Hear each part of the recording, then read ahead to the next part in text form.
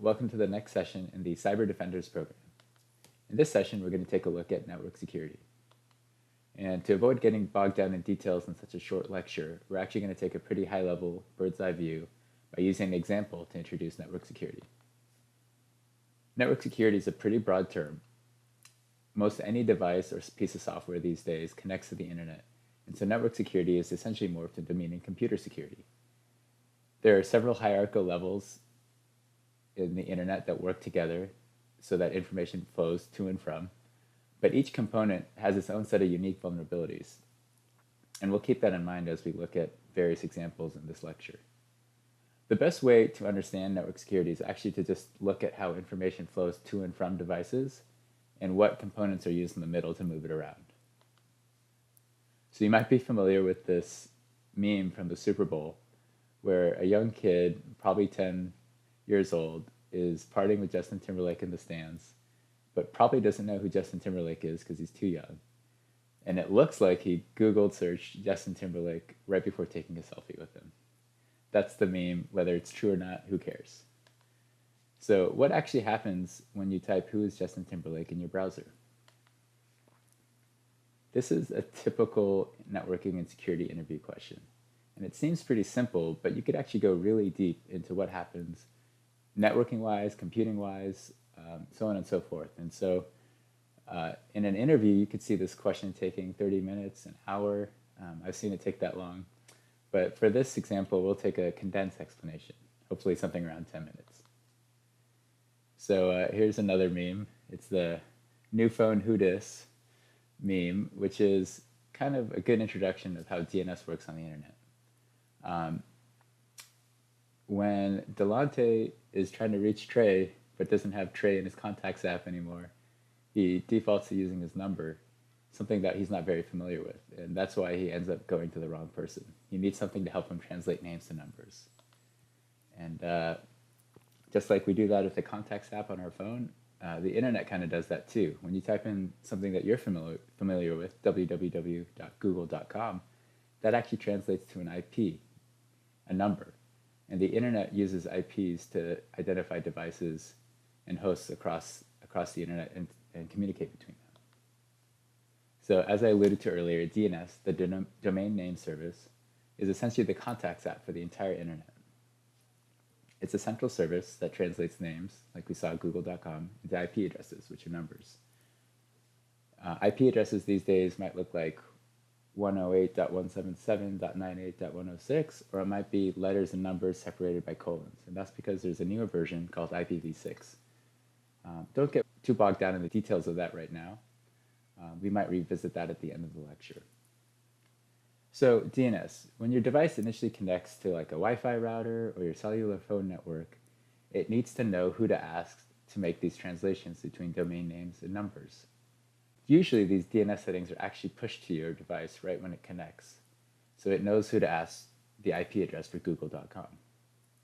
Likewise, Google will claim ownership of the domain www.google.com and register the domain name with a special registrar so that everybody knows the IP address for google.com.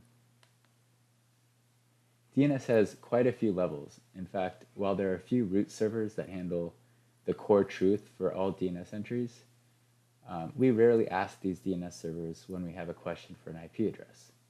Instead, all the levels in between your query and the actual root servers save the answers along the way, known as a cache. This way we can save time and be more efficient. So for example, if you were to ask the IP address for google.com from your browser will check its own cache if it has one for whether it's searched for google.com before, searched for google.com's IP address before. You might search your operating system's cache as well. Then you might search your home router, it has a cache, or your company router if you're at work. Then the internet provider for your home or company, that might also have a DNS server. And it can eventually go back to the root servers, but it rarely does because most people around you are also asking for the IP address for Google as well, and for many other sites. So, can you think of any potential security issues here with DNS?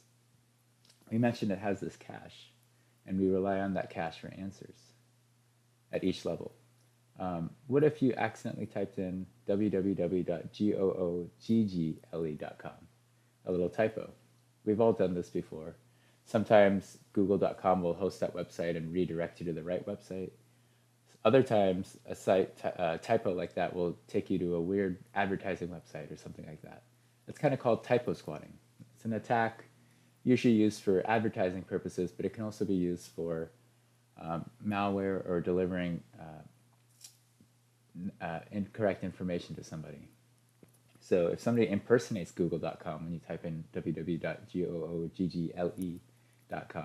they could recreate the google.com homepage, ask you to log in, steal your username and password. They could host advertisements and make money that way. So that's kind of a big problem. What else? What if one of the caches along the way for the DNS query, say at your Wi-Fi router, or at the DNS server at your ISP, what if that cache is compromised, and instead of telling you to go to the actual IP address for google.com, it tells you to go to some other IP address? That other IP address could be any website that the attacker can host their own content on. And likewise, in the previous example, it could impersonate Google, it could deliver advertising, deliver malware to your computer. This one's known as DNS cache poisoning. Here, another one. What happens if someone changes the ownership registration for the domain google.com? Google.com is the owner, but every year or so, the registration for that domain is renewed. If google.com misses it or somebody else hacks into it and changes the registration, they could have the domain point to somebody else, somewhere else. This is called registrar hijacking. Very unlikely for Google to succumb to that, but smaller websites can have that issue. Assuming we've passed all those hurdles of security issues, we should have an IP address for google.com.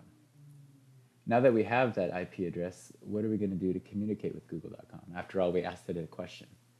So before we ask the question, we have to figure out a way to communicate with google.com. Just like you can choose to talk to your friend over text message, iMessage, Google Hangouts, Snapchat, Instagram, whatever. The computer that you're on needs to figure out a way to talk to Google's server. And typically from the browser, they use a communication method called TCP, or Transmission Control Protocol. The reason that's used is it's a relatively reliable way to send data back and forth the wide internet, even if the connection is a little spotty or something can happen to drop data over that long route. So that connection setup is going to go from your device over a cell phone network or a Wi-Fi, over Wi-Fi to a router, then to your internet provider, and then across many hops to finally get to a Google server, and then they're going to return saying that they acknowledge that communication setup, and it's kind of a handshake for TCP that sets that up. So now that we have our connection set up, we're now finally able to send the actual question to Google's server, who is Justin Timberlake. And it's going to use a higher level protocol, something you're probably familiar with, HTTP. After all, we type that into our browsers often. And it's going to send a post request with our question to Google. So if you were ever to use Google's developer tools, which is just pretty easy to get to in the options toolbar, you'll see the other tab right here, hopefully you can see that, where you can see request and response headers from your machine going to Google and response headers from Google coming back to you. And you'll see a few interesting things. You'll see the request URL. You'll see that we had a method post because we're asking some questions. Essentially, we're posting some data along with our request.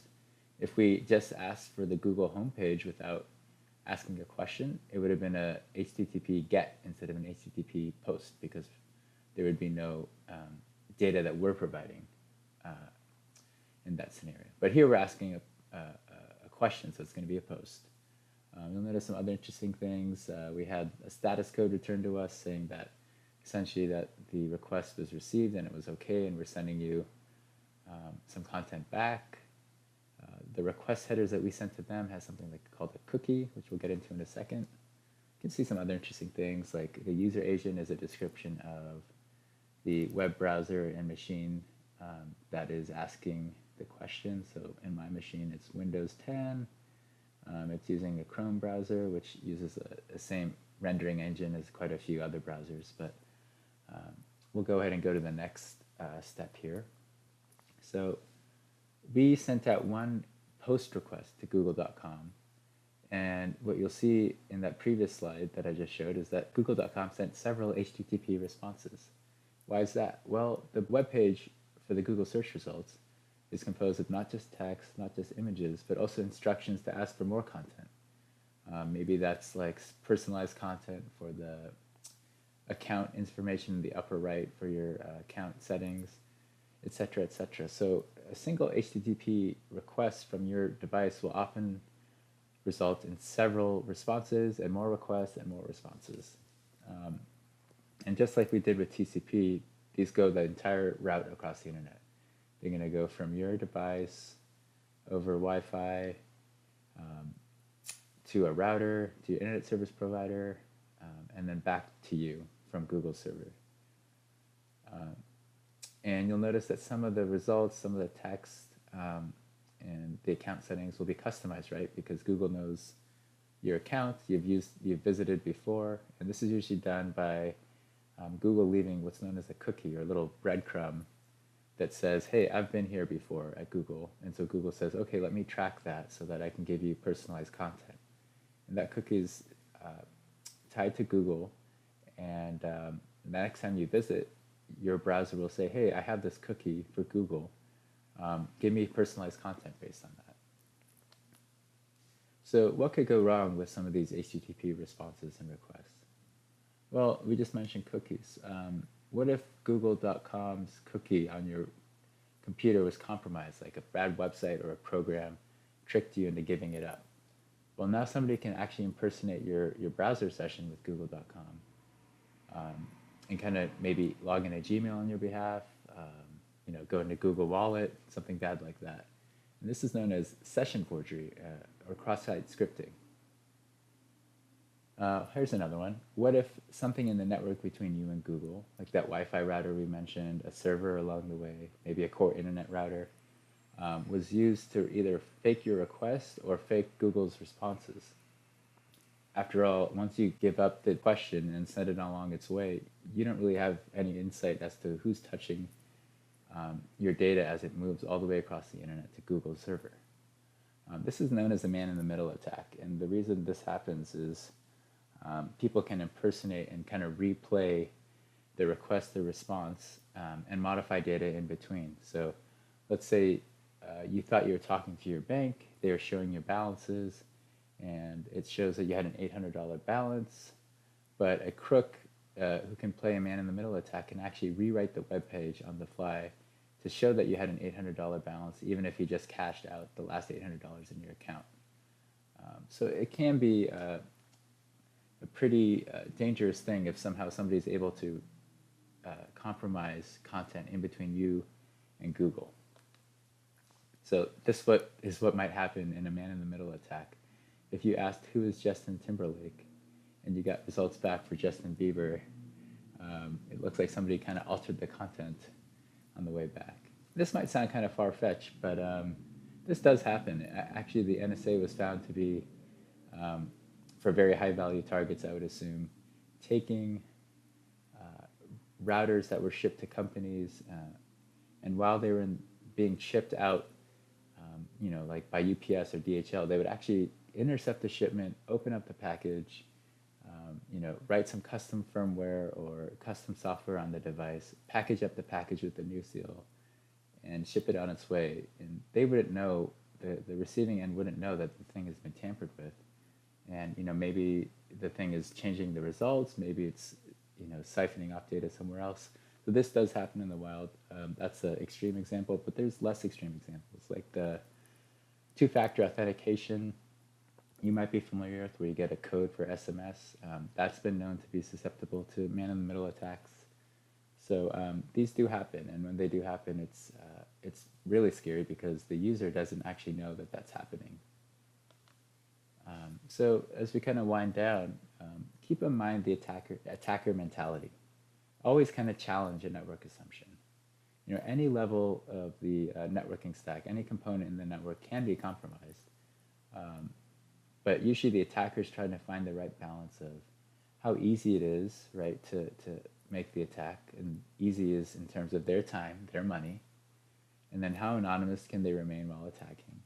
And then what kind of power can they gain from attacking it? Can they gain information that's valuable? Can they gain money?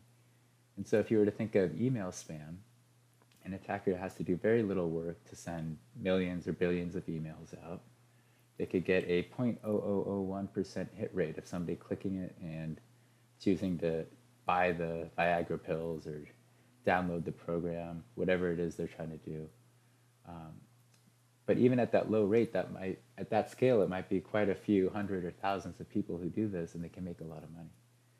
On the flip side, I gave that NSA example. Very expensive, a lot of money to do that attack. They can remain pretty anonymous while doing it, and they might be able to get some, very specialized information from that. So for them, that was the right balance as an attacker to do it. So it's always finding the balance, right? The spam attacker in a foreign country, or even in the U.S., I should say, may not do what the NSA did because they don't have those types of resources.